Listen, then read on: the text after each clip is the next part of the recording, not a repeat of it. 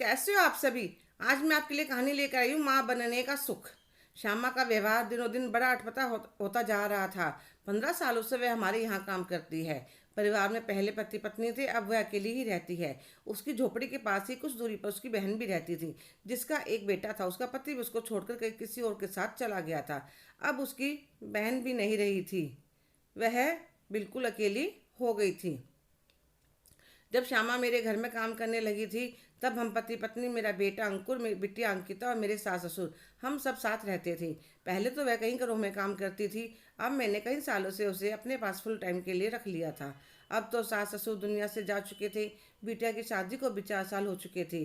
वह विदेश में सेटल हो गई थी। उसकी एक प्यारी सी बिटिया थी। बेटे की शादी को भी 2 साल हो गए थे।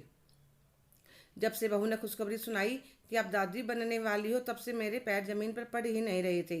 बहू को तीसरा महीना चल रहा था। मैं श्यामा के साथ मिलकर कभी बहू के लिए पानी पूरी, तो कभी आलू चाट, तो कभी कुछ ना कुछ बनाती, तो थोड़ा सा खाने के लिए श्यामा को भी दे देती। पर वह ना मना करती ना खाती। कहती दीदी फ्रिज में रख दो, घर ले जाऊंगी।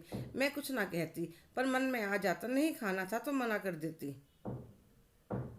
बहू को हर रोज नारियल पानी पिलाना, दोनों टाइम बादाम दूध फ्रूट, तो श्यामा बीच में एक दो बार पूछ लेती, दीदी इससे क्या फ़ायदा होता है। एक दिन मैंने परेशान होकर पूछ लिया, श्यामा अब तुम सब जानकर क्या करोगी। पहले तो वह चुप हो गई, फिर बोली, दीदी बुरा मत मानना, वह मुझे भी अच्छा नहीं लगता, पर क्या करूँ, मुझे तो कभी माँ बनने का सुख मिला नहीं। पर आपको तो पता है, वह मेरी बहन जो मेरे पड़ोस में रहती थी, साल भर पहले उसके बेटे की शादी हुई थी। बहू माँ बनने वाली है। मेरी बहन भी नहीं है। उसके मायके में भी उसके पापा के सिवाय कोई नहीं है।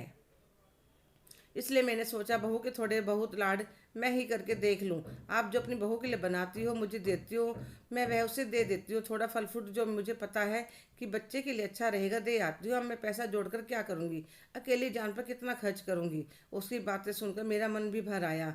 अब मैं जो बहू अपनी बहू के लिए बनाती, तो थोड़ा सा उसे अपनी बहन की बहू के लिए भी दे देती। मेरी सासू माँ कहती थी, गर्भवती महिला को खिलाने से बहुत पुण्य मिलता है और मन में एक अलग ही तरह की खुशी का एहसास होता है।